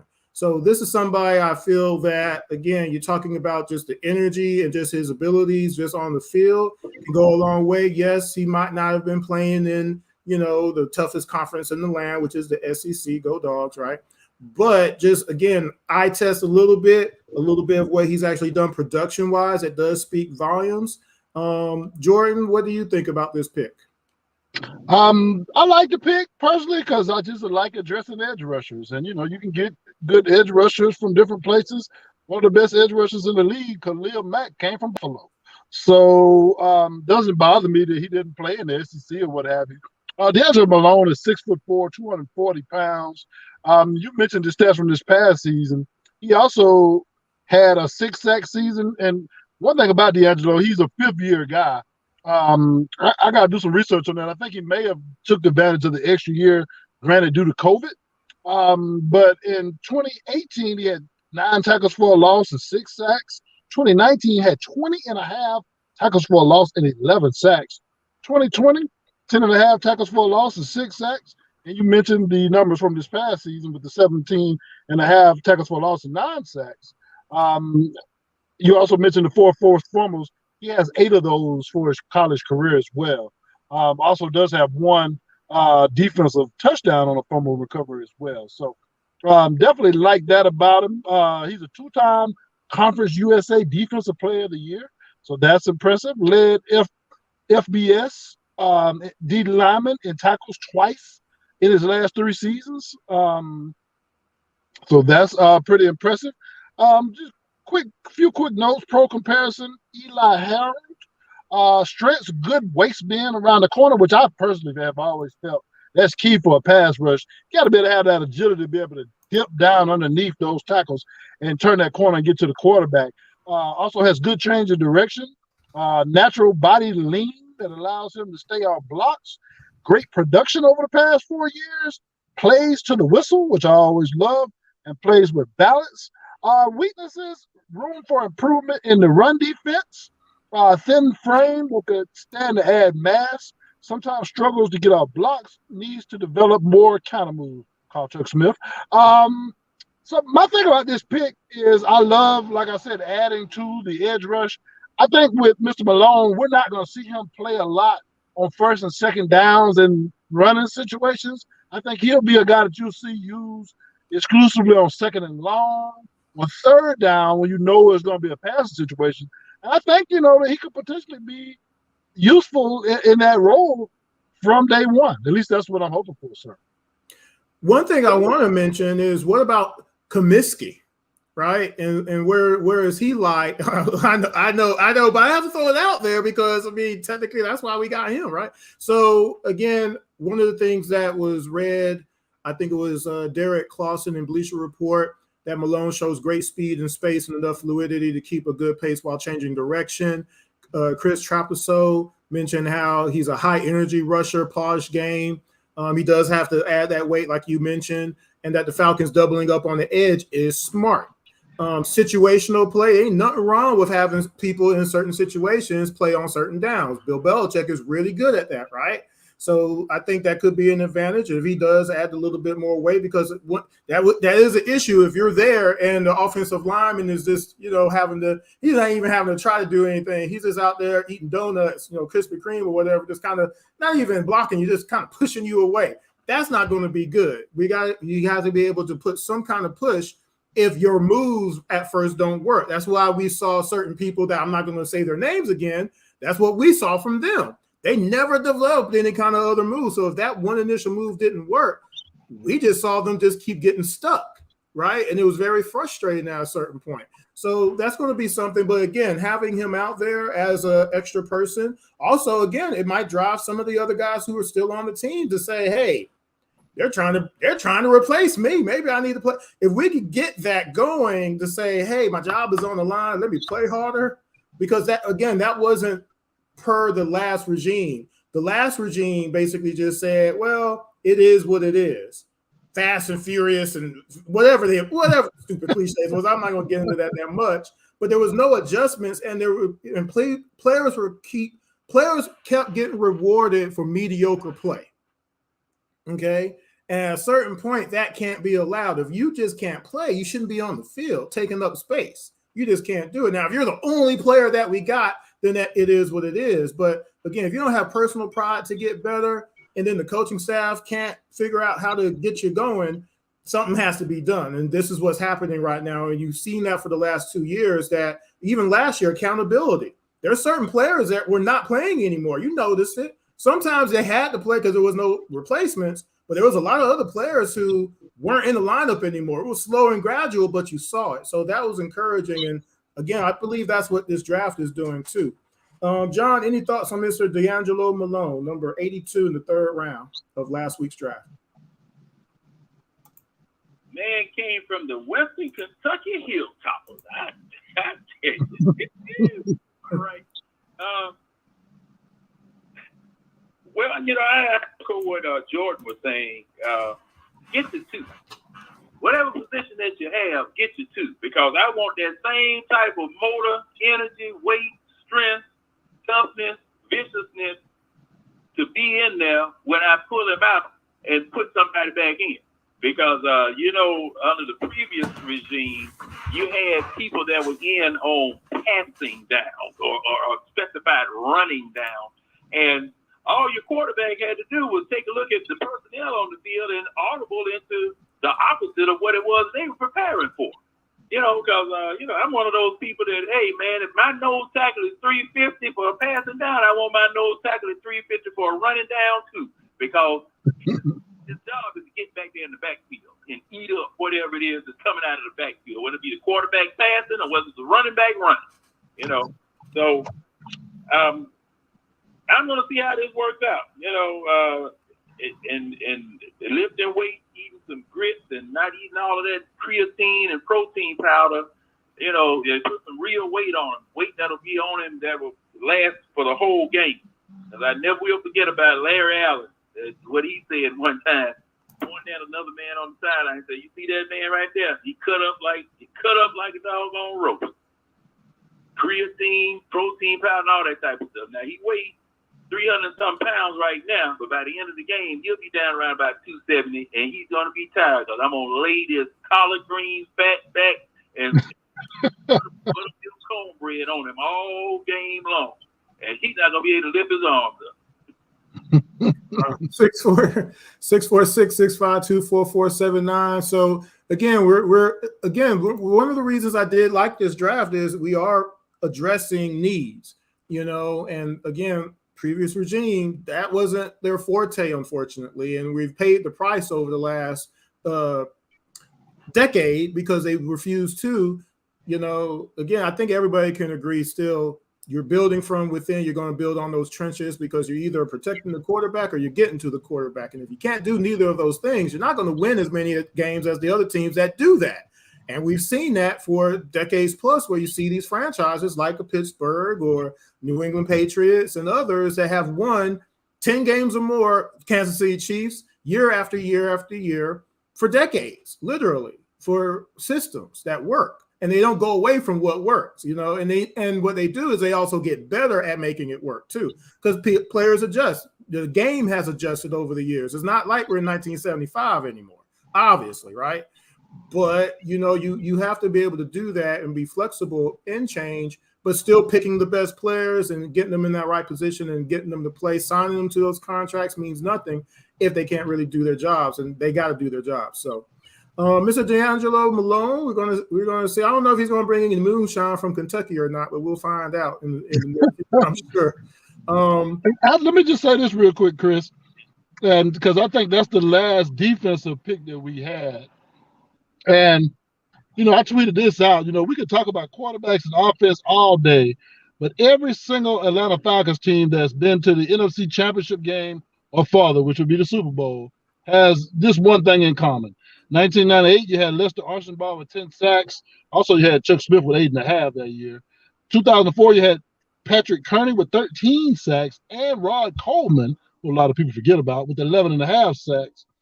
2012, you had John Abraham with 10 sacks. And in 2016, somehow miraculously, Vic Beasley had 15.5 sacks. And so the pass rush is very much key to winning, especially has been for us in Atlanta, because you do not have a team without a 10-sack guy in Atlanta history that's made the NFC Championship game or farther. Defense win championships. I keep saying it. To avoid it makes no sense, because as many points as you can get, you still got to stop the other team. Again, Tom Brady once won the Super Bowl 13 to doggone 3. I'm just saying that doesn't happen otherwise. Peyton Manning's last Super Bowl, you saw what he did in his. He didn't do anything. If it wasn't for the fact that they had that awesome defense behind him in that running game, Peyton would only have one Super Bowl. John Elway didn't win in his prime.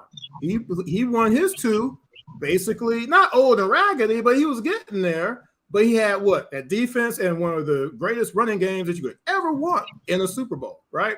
So again, you gotta be able to have some defense to say, we're gonna stop you. Like, guys, you know what? Y'all go take a chill pill over here. We're not going to let them score for a quarter or 2 quarters or maybe the whole game. Eventually, you have to want to have that, because this makes everything easier. Why wouldn't you want to have a top defense, right? So we're going to find out this season for sure. Like Jordan mentioned, that was our last defensive pick in this particular draft. So we're going to go on the offensive side, addressing some needs a little bit. So our round 5 pick was number 151. And so we're going to throw some highlights out there for those who are watching on YouTube. Appreciate it on IMTN Worldwide Radio YouTube page. Thank you. Make sure you share it. Algier, outside, Algier, inside, end zone, touchdown. Algier stumbles and then rights himself and is off. He's 40, he's 20, he is touchdown. Quarterback. Hall didn't start. Taylor Romney knocked out of the game. This man's loose. Algier down the sideline. He's 20. Algier to the 5, and he dives. Algier has it up and has a hole.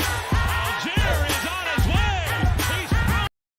So those are just a few examples of the number 151 pick in round 5, Tyler Algier.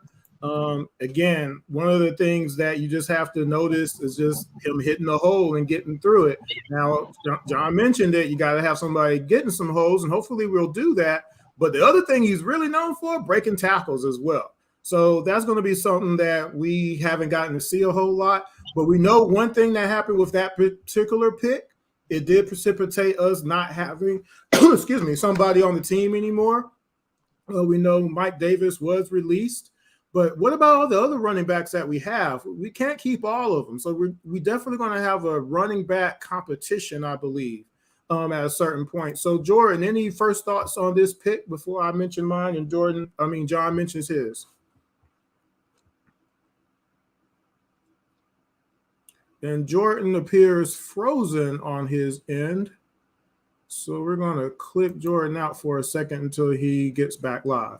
So in that case, I'll go ahead and jump to my thoughts on Mr. Tyler. We've needed somebody dynamic for a little bit now, just a little bit. Again, we haven't had that much success in the run game over the last few years, relatively. You know, we can mention the offensive line a lot, but at a certain point, you just have to have somebody really dynamic. You got to be able to have somebody who has the speed, the strength to actually be a 3-down back, because you do have a lot of 3-down backs in the league. It is not running back by committee by everybody. Okay, you do have those guys out there. I believe he can fill that role. He also has the speed. He can break away. You know, he can do all of those things that you really want out of a running back. Can he catch out the backfield? We're going to find that out. How about making blocks for the quarterback? We're going to find that out, right? But I feel that he could do so much on this team, and it's just going to be a matter of him getting the touches at the end of the day, right? So, Jordan, you're back. Before I get into some of the thoughts that some of the writers out there have mentioned and what John has to say, what do you feel about Mr. Tyler?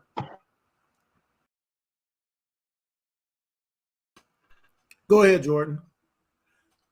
Oh, so Jordan has some technical difficulties. Oh, there you are. Go ahead, Jordan. Yeah, I'm not sure what's going on there. A little freezing going on. Tyler Algier, 276 carries, 1,601 yards, 23 touchdowns this past season.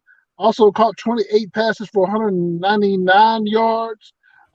This past season was his second straight 1,000-yard season because he had 1,130 yards and 13 touchdowns the prior season.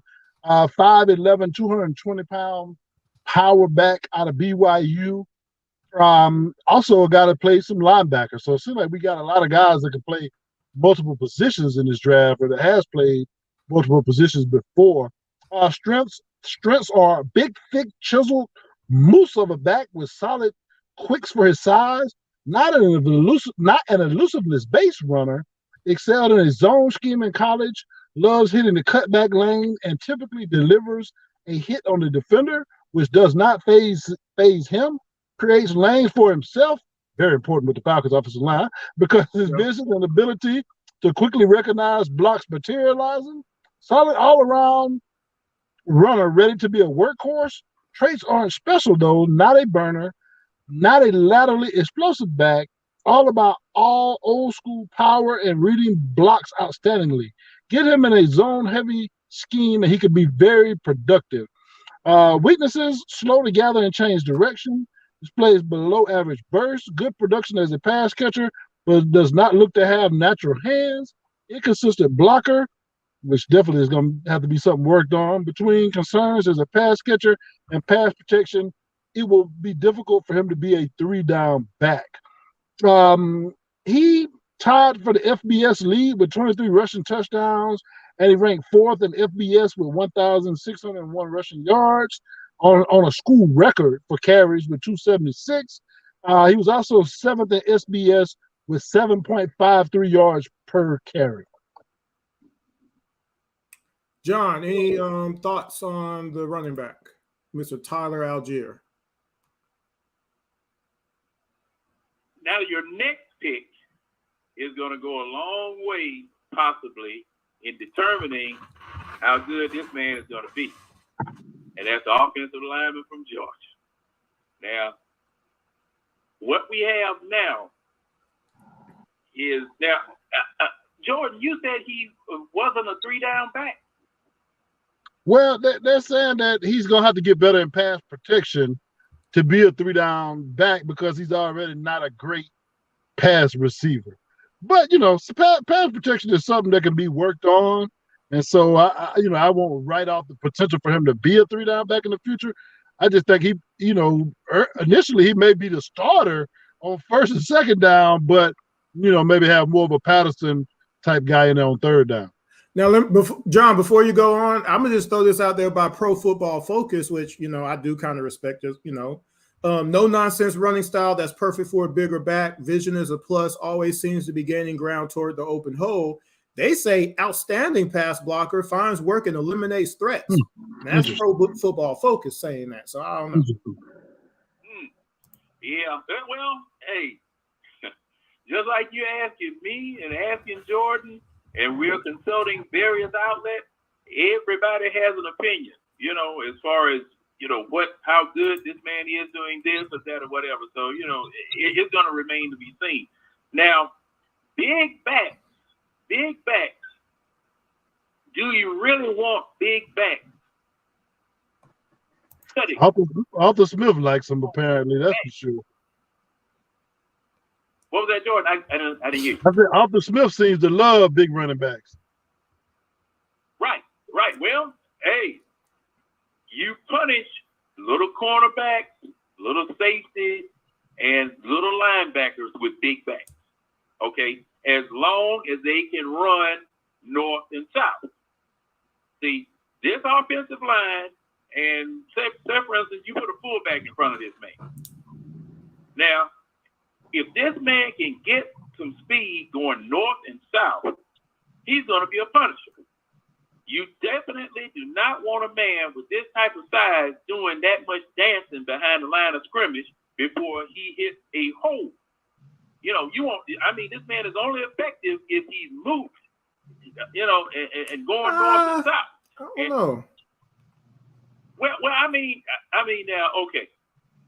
If you are trying to cut to a hole, your linebackers and your linemen now are fast enough to get to that hole, to get to that spot where that man is cut, versus you sending, your offensive lineman takes out the defensive lineman. Your fullback takes out the first linebacker. By the time that hole opens all the way up, your running back is at full speed, killing anybody else that's in the way.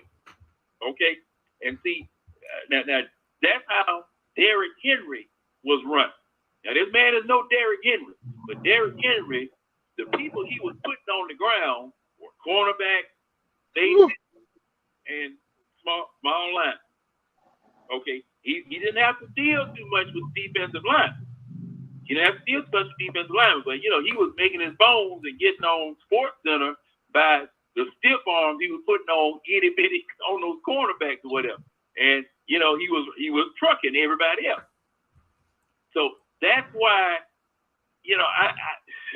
I really this next pick that you guys are going to talk about is going to be very important in this man's development, or the offensive line period, because we'll talk about that when we get to the next pick. Yeah, 646-652-4479. I will say this in regards to the big back before I make some of these other points, is that you've had some big backs out there with good feet.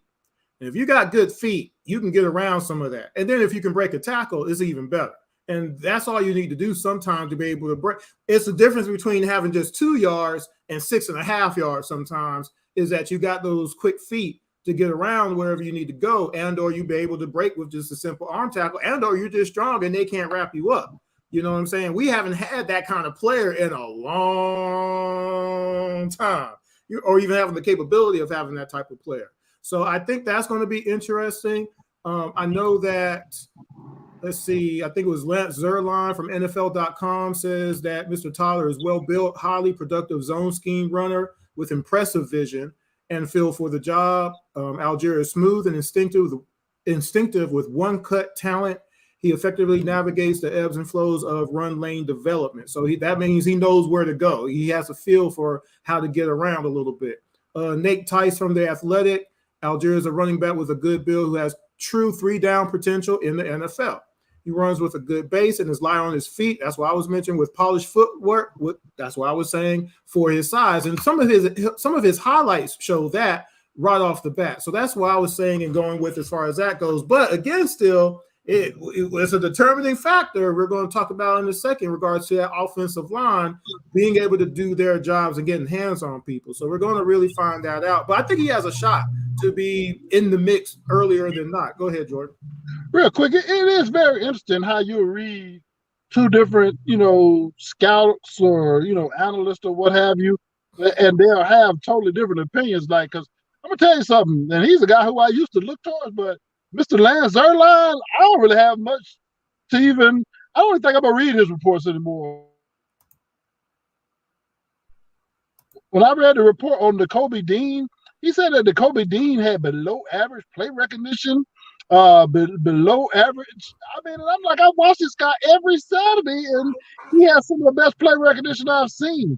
In fact, our guy Jamie Goodman, who's been on the show, we were having a conversation on Twitter with Mr. Zierlein about that particular scouting report, because I just don't understand how some of these guys see what they see.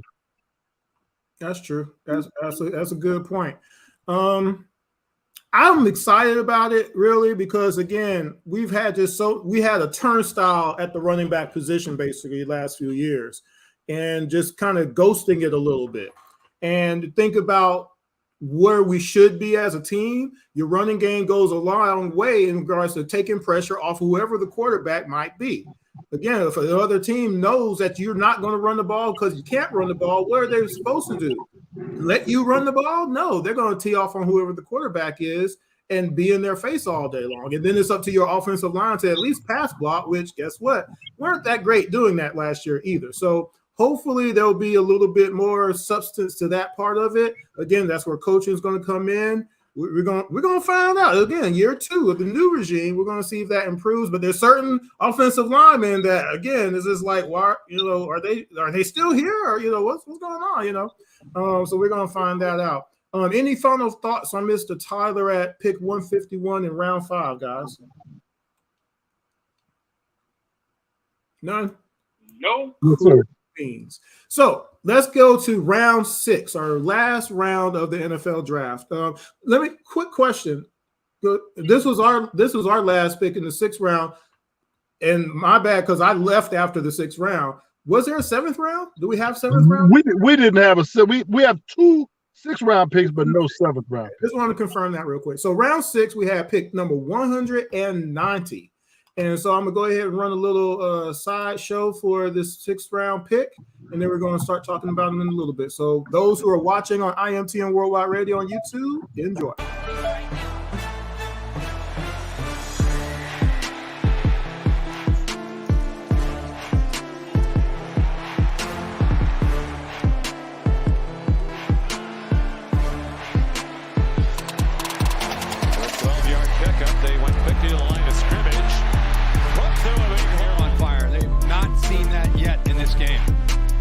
It looked easy, and he's rolling.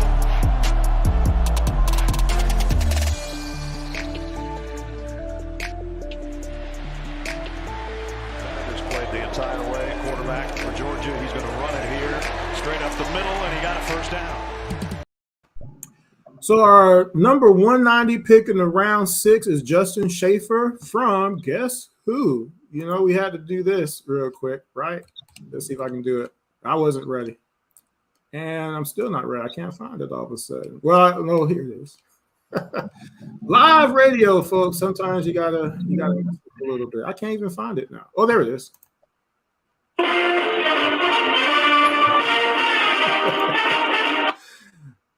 Took to round 6, but we did get a UGA player. Now, let me go ahead and say this real quick, just on the joking side. It's not about picking a UGA player. It's about the fact that over the last decade, you have a lot of UGA players that have been in the league for 10 plus years, being real productive for the teams that drafted them. And some of them have Super Bowl wins. And we're in the state of Georgia, and we don't pick any of them. And in this particular case, the whole UGA national championship team basically got drafted. You see what I'm saying? And for us to not pick any of them would just been beyond weird.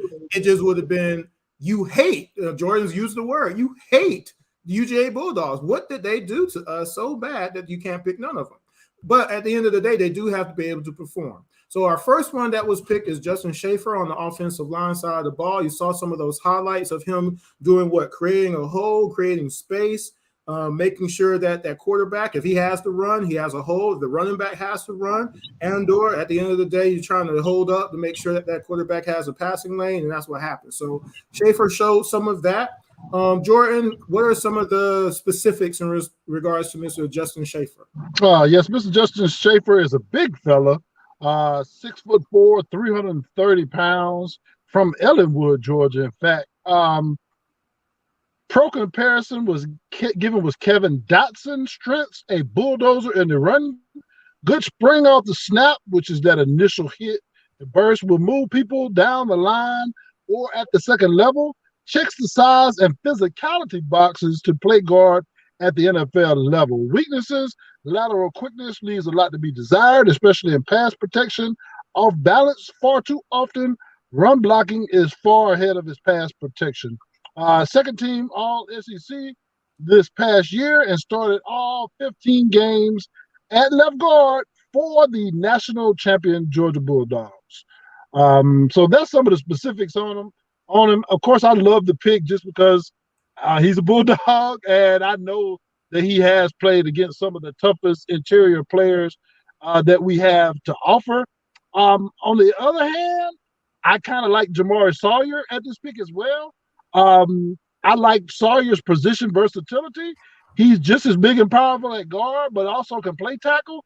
And he shut down the number 2 overall pick in the NFL draft, Mr. Aiden Hutchinson. I mean, it was like Hutchinson didn't even exist when we played Michigan in the college football playoffs. Now, the first game where he faced Will Anderson of Alabama, he was beaten a few times. But the second game we played Alabama, he held his own against Will Anderson. And Will Anderson, I think, is going to be the best edge rushing prospect next year when he comes out since Chase Young. In fact, I would rank him as a higher prospect than Chase Young. So, love both of the Georgia guys. I'm glad that we got one of them. Definitely can bring some power, some nastiness to the run game. I hope that he's given an opportunity to step in, but I do have my doubts as far as the 6th round pick and how they're going to try to bring him along and develop. Yeah, that's a good point in regards to him being in the 6th round, because there was one thing that you mentioned in the show last week in the preview show was when you're talking about linemen on the offensive side, once you go past round 3, it gets kind of iffy at that point, who could stick or not. I think, though, per his size and as far as the run game goes, I believe he can get him a spot. And I don't, whether or not he gets a rotation sooner than later, it kind of depends on who the current people are, and at a certain point, will the coaching staff say, if you're not going to do your job, son, we can't have you in here. We can't just have you out there just kind of floating around.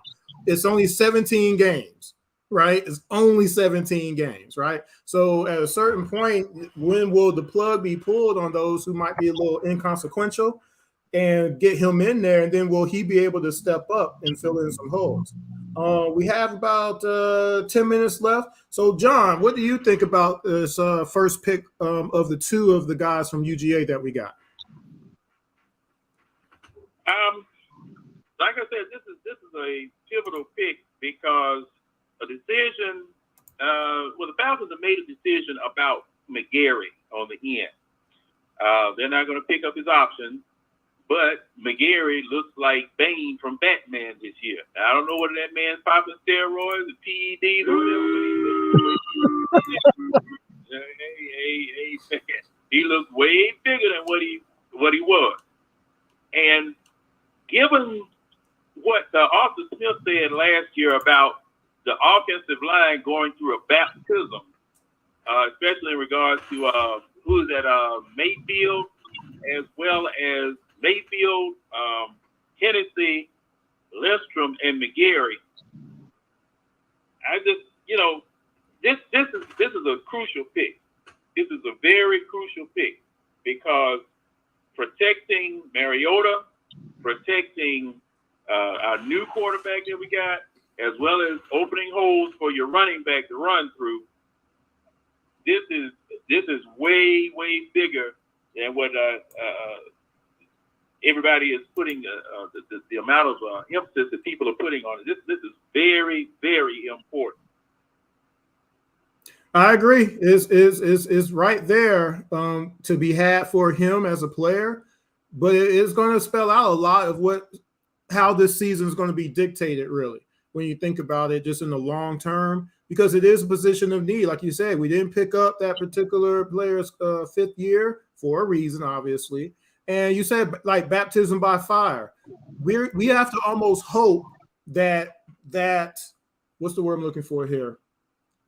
The obstacles that occurred last year, and them knowing that Matt's not there no more, and not that they were the reason or anything, but with all the things going on, what if they had just protected a little bit better last year? What if they ran block a little bit better last year? Just a little bit, what could have happened? But again, woulda, coulda, shoulda, things have changed, obviously, but will they take any personal pride to not let that happen again? Because that's their job. Their job is to not let the quarterback get hit. That is your job by definition. And then be real mean and knock everybody out the way so your running back can get 300 yards a game.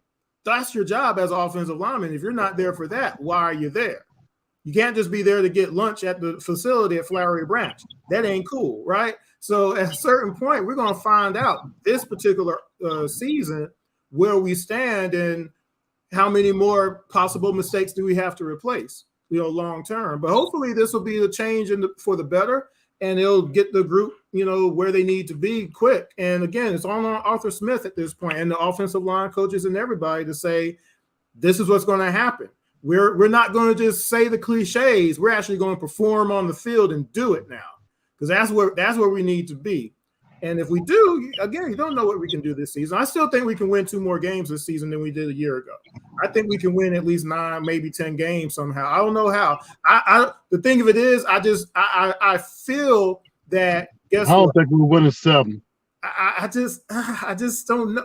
I just have a feeling that somehow or another they'll protect Mariota enough for him to be semi-okay.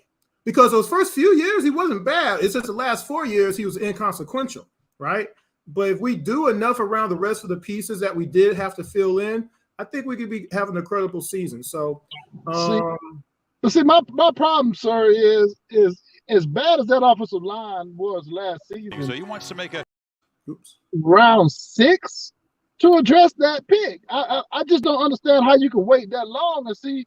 In that situation, even if Schaefer does say somehow step in and win the job away from Mayfield, you still got Caleb McGarry starting at right tackle, who you didn't even pick up an option up on.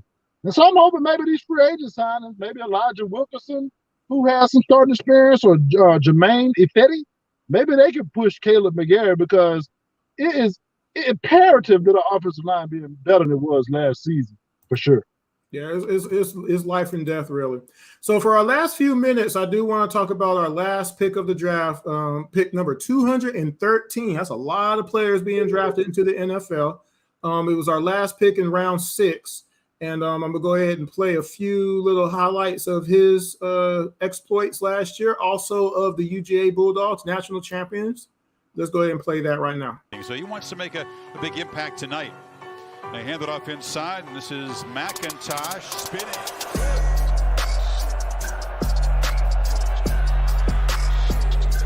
Milton comes back in now. Bennett throws, completes it to Fitzpatrick. Perfect throw at Fitzpatrick. Nope, straight up the middle. First down, Zamir White. Ball effectively because they kept mixing it up like that. And it's the other tight end, Fitzpatrick. Washington and Fitzpatrick.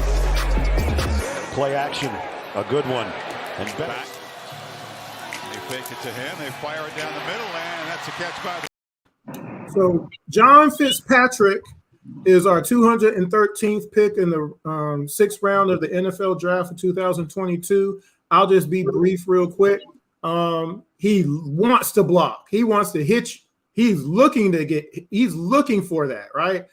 Also, he can actually run a route. Also, he has good hands. He can catch the ball. He's legit as far as that goes. So as far as just an extra player being on the field, whether it be those 2 tight end sets and things of that nature, or if you need to get that extra yard, he's going to be definitely in there. If you need to be able to have that extra pass protection, guess what? He can stand some people up. He showed that there. On the running game, You're talking about opening up some holes as well. That's going to be something he's really good at. It looks like he's looking for the contact. It looks like he got good hands. He's not grabby, things of that nature. He's a quality just tight end as far as that goes. So I think this is a really good pick here in the 6th round as far as Mr. John Fitzpatrick, who also, of course, plays for that national championship team that we all know and love.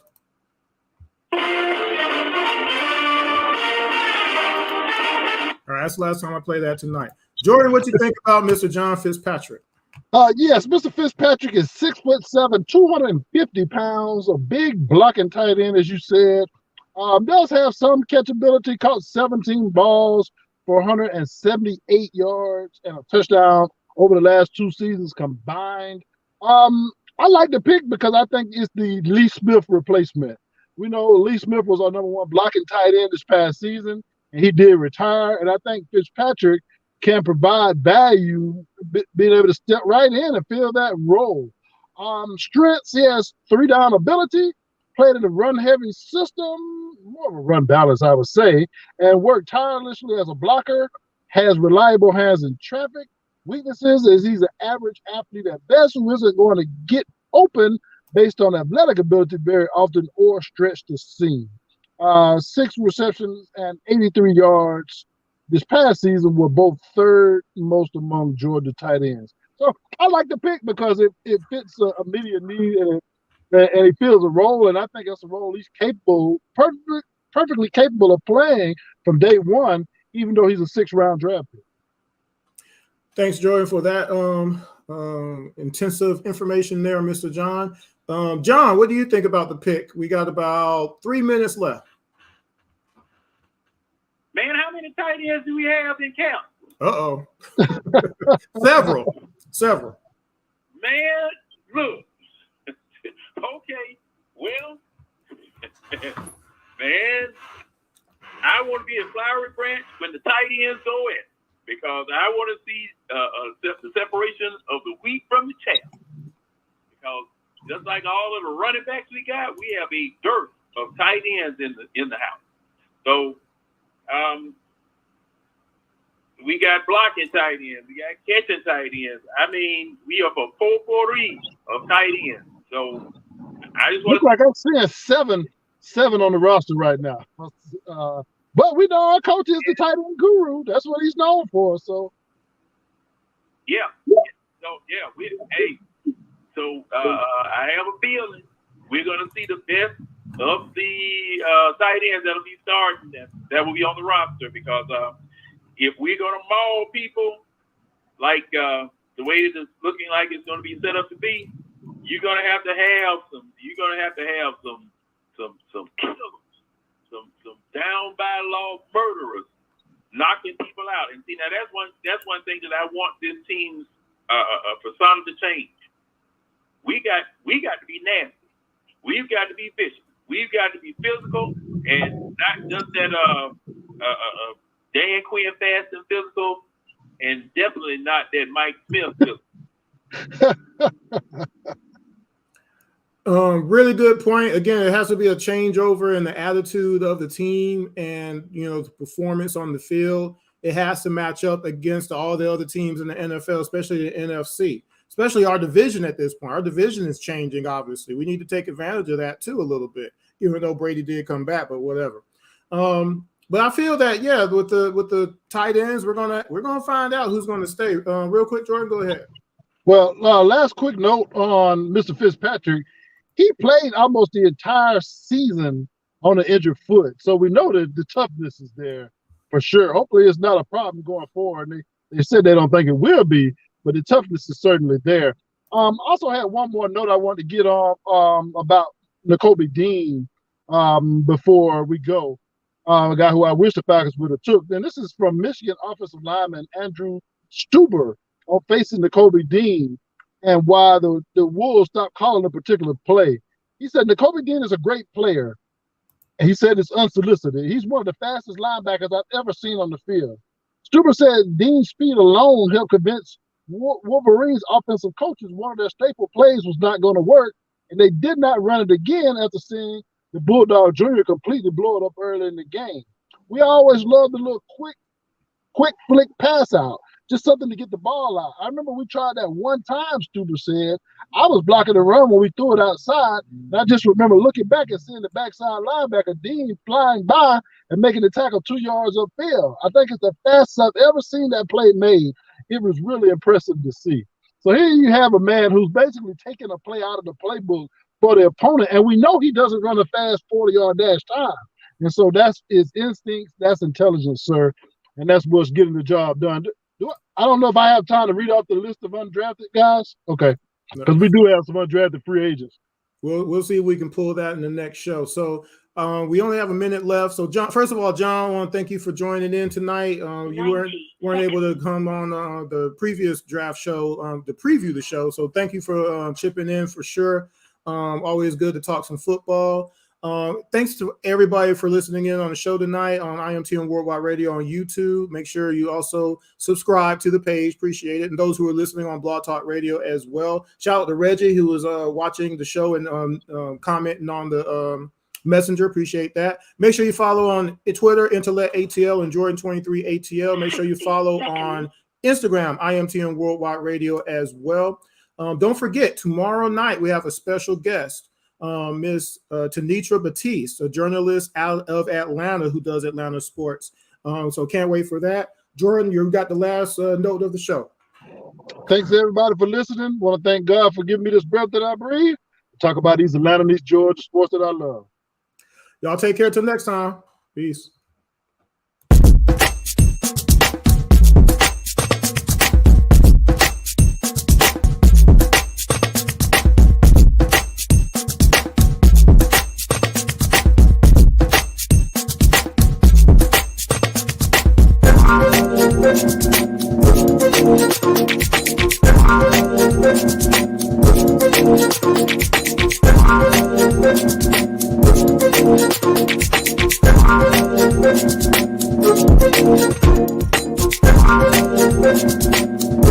Thank you.